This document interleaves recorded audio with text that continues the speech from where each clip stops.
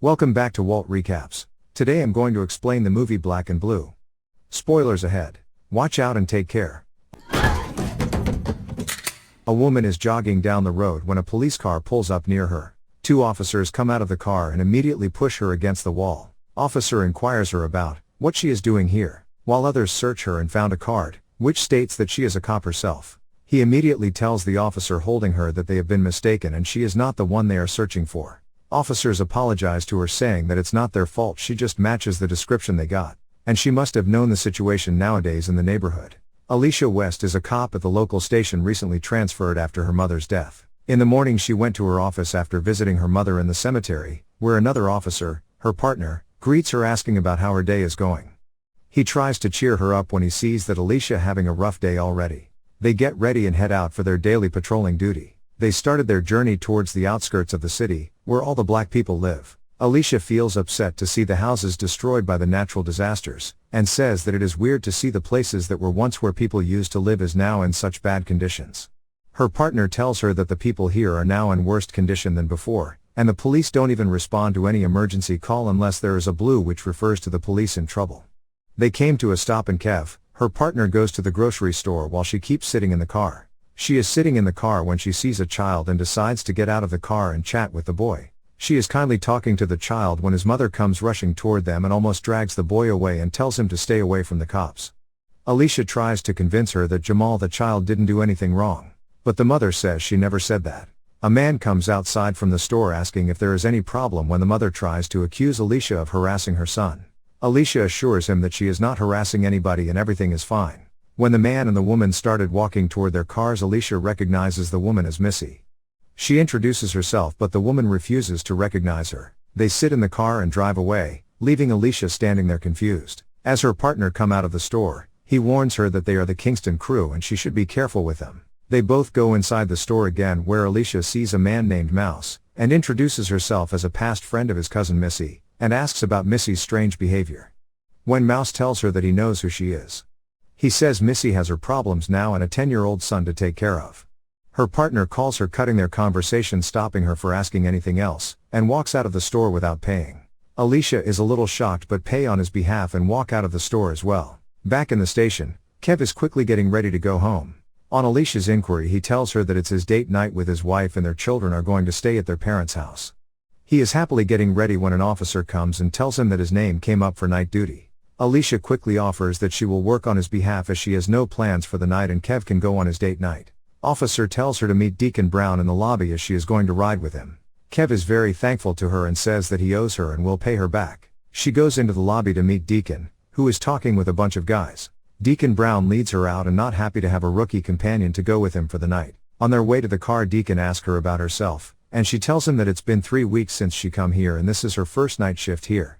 While she has worked night shifts in Kandahar and it's been almost a year since she came back from there. In the car, the first call they get is of a bar fight. They quickly drive there. Alicia immediately gets out of the car and break the fight, trying to calm down the people involved. She catches a suspect, backing him up against the wall by holding him by the neck and asks him about the fight, when a person tries to sneak and hit her but Deacon quickly takes action and stops him. He grabs him by the back of his jacket and throws him on the car hood. The man tries to fight the officer but Deacon quickly takes out his gun, pointing at the man's head. When Alicia tries to stop him, he takes a gun out of the man's pocket, showing it to Alicia and telling her that he is going to kill you. Deacon quickly cuffs the man and throws him in the car. Alicia and Deacon are sitting in the shop and Alicia is still a bit shook. When she tries to say sorry to Deacon, he tells her that saying sorry will get her killed here. And if she thinks the criminals are her people just because she is black, then she is wrong because she is a blue and a police officer now. Deacon got a call on his cell phone and says that they have to go. Alicia quickly follows her. They reach a shabby looking place with old mysterious buildings. Deacon says Alicia to stay in the car and lock the door, and he will take care of the situation. While she is waiting in the car, she saw a man, his face covered with a mask and a hoodie. He is trying to break into the car, standing a little further away. She quickly get out of the car and turned her body camera on, placed a hand on her gun to deal with any emergency. But as soon as she started walking toward the guy, he ran away. As she went forward to check the car, she heard gunshots from the building. She quickly takes her gun out and ran towards the building. She carefully entered the worn-out building.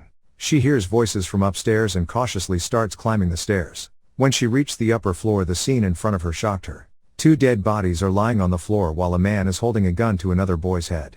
The boy called the man Malone and tries to explain something. But Malone shoots him straight in the forehead. She freaked out to see the situation and more shocked to see her partner Deacon standing there casually. Deacon sees her standing there and shouts at her why she came here, causing everyone's attention to divert toward her. Malone tries to calm her by saying that she misunderstood the situation and they were bad guys. But she doesn't believe him and tries to escape. But the other person named Smitty shoots her, claiming that she has a body cam on, so he has to shoot her. The wooden floor collapsed beneath her feet and she fell to the ground, but luckily didn't get hurt much, because she has a bulletproof jacket on, which kept her safe from bullets. Malone shouts at his partner for shooting a cop and asks him to go and get Alicia's body cam. But when he reaches the floor, she has already disappeared from there. Malone orders Deacon and his other man to quickly find her and bring her back. Alicia hides behind a pillar and pulls out her wireless radio to call the station. She tries to tell the station about her situation, but Malone from the Deacon's radio tells them that she is just a rookie and witnessed a gang-related situation and freaked out, and he will handle the situation. The officer from the station hangs up, not listening to what Alicia wants to say. Malone through the radio says to her that it is just a simple choice she has to make and they just want her body cam. But she refuses to help them and runs out of the building. When she is trying to run and go to the car, Smitty sees her, and quickly calls Malone and Deacon and starts firing toward her. She manages to dodge the bullets and runs from there. Malone and his men start to chase her in their cars, but she manages to escape by going through narrow alleys. She reaches some houses and tries to get help, but no one opens their door for her. While she is trying to get the help of residents, Malone and his man manages to locate her, but she ran away again out of their sight. Malone orders his man to spread the word around and catch her at any cost, as they cannot afford that. She manages to get back to the station. Alicia is trying to get help while hiding from her chasers. She saw a police car and runs toward it. The car stops and an officer comes out. He asks her to remain calm and they will help her. As she is going forward to sit in the car, she saw the driver talking on the radio and heard him talking to someone about finding her. She realizes that they are also trying to catch her and runs away from there. She jumps over the fence and reaches the store. There she meets Mouse, her old friend, and asks his help. She tells him that she had been shot and just want to use his phone. Mouse is freaked out what is happening. At first he refuses to help her as he doesn't want to get into any mess and ask her to get help from cops. But when she tells her that it was cops who shoot her and she just wants to call her partner, he finally agrees to help her and give her phone. She quickly calls her partner Kev and tells him about the situation and the cops involved in it. Kev promised that he is on his way and will get her out of there as soon as possible. They decided to meet at the Felicity Street. When she hangs up, there is a loud knock on the store's door. Mouse apologizes to her, saying that he called the cops. They comes into the store and searched around, but she hides between the aisles and they failed to find her. Mouse does her a little favor and doesn't tell the cops about her. When they couldn't find her, he says that he just heard strange noises at the back and called the cops. She thanks him and asks for the glue to take care of her wound. After gluing her wound as best as she can, Alicia quickly goes out of the store to the street where her partner Kev is waiting for her. Kev is waiting for her in the car. She quickly climbs in and asks him to drive. He says that they have to go to the hospital, but she refuses and says that she needs to secure the footage first. She tells him all the details about what happened and says that she is going to give the tape to the captain. Kev tries to convince her that she should not do that and accidentally says the Malone's name. She immediately catches up that Kev is also with them because she never told him Malone's name. She quickly takes out her gun, pointing it at Kev, and asks him to stop the car. He pulls over at the side of the road. She inquires him about the Malone and why he is going around killing kids. Kev tells her that Malone is silencing them as they are his sellers. And now Mayor, Chief are all cracking down all the corrupt cops right now. They already busted many cops lately and Malone is trying to save himself. In the rearview mirror, she sees the other cop's car pulling up right behind them. She quickly hits Kev on the head and takes the control of the car. She backs up the car, hitting the other car, throwing them off balance. She cuffs Kev to the steering wheel and gets out of the car. She runs towards the residential area and finds Mouse's house. She asks him to protect her as she has nowhere else to go, and cops are going to kill her. Jamal the child recognizes her as the cop from the store. Mouse quickly tells him to go home and takes Alicia inside his house. When she tells him that one of the boys who got shot was named Zero, he got shocked, saying that the situation just gets much worse than what it was before. Malone calls the police and tells them that Alicia killed a kid and they can't find her right now, and the kid was not an ordinary person but Darius's nephew. Malone says that the department should let him handle the case and he will make sure that Alicia does not live the night. They agree and give him all the files of Alicia's information. Malone then calls Darius and shows him his nephew's dead body. He put all blame on Alicia, saying that she is a rookie and killed Zero. Darius is a known gang leader and is very angered at his nephew's death. He ordered all of his men to quickly find her and kill her on the spot. They quickly scattered to find her and also spread the news in the neighborhood, sending her picture as a killer to everyone's phones. Jamal the kid also got her picture on his phone. Malone then corners Kev and asks him about any information about Alicia that they don't know, or any person related to her. But he says that he doesn't know anyone except the person at the store. Malone and his man quickly go to the store where another person is on duty. He shows them security cameras. They find that Alicia indeed came to the store, but Mouse hid her well. They get the address of the Mouse's house from the worker and rush toward it while also giving a call to Darius about it. Mouse convinced Alicia to take a nap for a while so she can restore her energy. While she was sleeping, Jamal comes and point a gun at her. But she woke up in time to pull out her gun to stop the kid. Jamal tells Mouse that she killed Zero and even shows him her picture that he got from Darius on his phone. As they were trying to understand the situation, several cars pull up in front of Mouse's house. Mouse and Alicia quickly run out of the house before Malone and his people reached his house. A man in the car sees them and tries to shoot them. But they manage to hide behind a car. Alicia then kills both the man in the car while Mouse took care of another man with a gun, but he got shot in the leg. He tells Alicia to go without him and he will find her later. Darius' men captured Mouse and tortured him. But he didn't say a word about Alicia to them, even though Missy tries to convince him, but he refuses to do so. Meanwhile, Alicia goes into an abandoned house. She put the cam in a cupboard, after recording a short message about her being a police officer and to get the camera to the FBI if anybody finds it. She remembers that Kev said to her in the car that police only respond if a blue is in the trouble. So after hiding the camera, she decides to go out. People immediately recognize her as a killer and whisper between them to kill her, while someone sends her picture to Darius, and his men quickly come and get her to him. Darius throws her in the tub, immediately pointing a gun at her head, but she quickly tells him that Malone killed his nephew. She has all the recording on her body and will show him only if they show her Mouse first. Darius shows her where they kept Mouse, and as promised she tells him about the location where she put body cam at. At the station, Captain orders all the cops to get ready to carry out the information as they got the lead about Alicia being in the hold of Darius. Deacon quickly warns Malone about the situation, but they already know that they are in big trouble. So Malone orders his man to speed up the search and find Alicia before the police at any cost. Darius's men find the camera and bring it back to him. Darius asks one of his hackers to crack it.